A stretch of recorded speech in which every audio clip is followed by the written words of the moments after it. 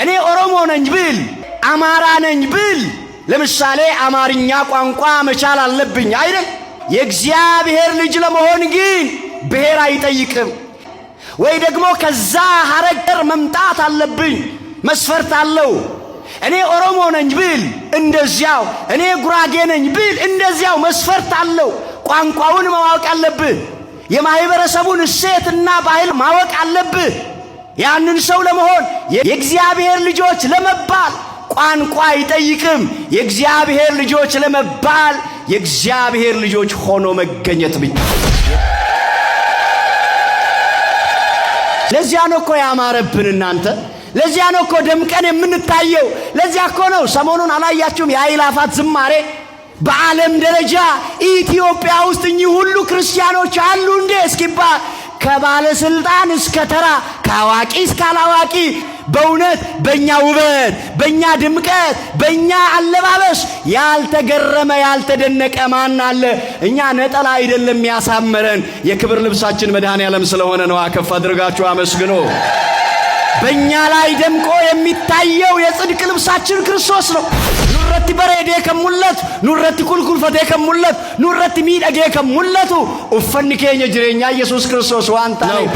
ሁለተኛ በዚሁ በገላትያ ምዕራፍ 3 ቁጥር 26 ላይ በእምነት በኩል ሁላችሁ በክርስቶስ ኢየሱስ የእግዚአብሔር ልጆች ናችሁ፣ ከክርስቶስ ጋር አንድ ትሆኑ ዘንድ የተጠመቃችሁ ሁላችሁ ክርስቶስን ለብሳችኋል ይላል። ገላትያ በቆና ሰዲ ለኮፍ ሰዲ ደሚ ጃራ እሽን ክርስቶስን ፈተኒቱ ይዳ ባለስልጣን ልጅ እኔ ምንም አንድ ከኛም ቤተሰብ አንድ ስልጣን ላይ እንኳን ያለ ከቀበሌ እስከ ላይ ድረስ አንድ ዘመድ የለንም እንዳትሉ፣ እናንተ የናንተ አባት የናንተ ጌታ የናንተ ፈጣሪ ለባለስልጣናት ስልጣንን የሰጠ ስልጣን ሁሉ በእጁ የተያዘለት የኛ ጌታ፣ እኛ የባለስልጣን ልጆች ነን። ከፍ አድርጋችሁ አመስግኑ።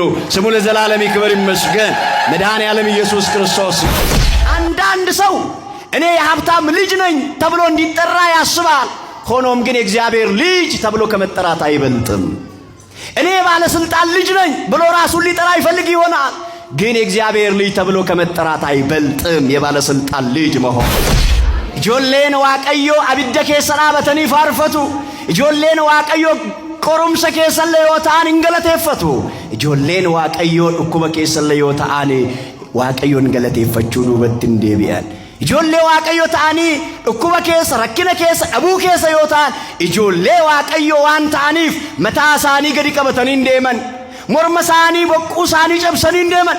ijoolleen waaqayyo yeroo hundaa akka Anaaniyaa, akka Azaariyaa, akka Misaa'eel abiddi fuuldura isaanii yoo boba'ellee nuti ijoollee waaqayyooti jedhanii abidda keessatti faarfatu kiristiyaanota. Amma baay'oonni keessa rakkina keessa jiraachuu dandeessu, dhukkuba keessa jiraachuu dandeessu, dhabuu keessa jiraachuu dandeessu, jibbamuu keessa jiraachuu dandeessu. Garuu ijoollee waaqayyo waan taataniif immoo waaqayyoof galata fidadhaa. እንዴት ደስ ይላል በጸጋ የእግዚአብሔር ልጆች መሆን። የእግዚአብሔር ልጅ መባል እኮ እናንተ እኛ እኮ የንጉሥ ልጆች ነን። እኛ እኮ ከነገስታት ሁሉ የሚበልጥ የንጉሱ የኢየሱስ ክርስቶስ የንጉሱ የእግዚአብሔር ልጆች እኮ ነን። ለዚያ እኮ ነው አንገታችንን ቀና አድርገን የምንሄደው።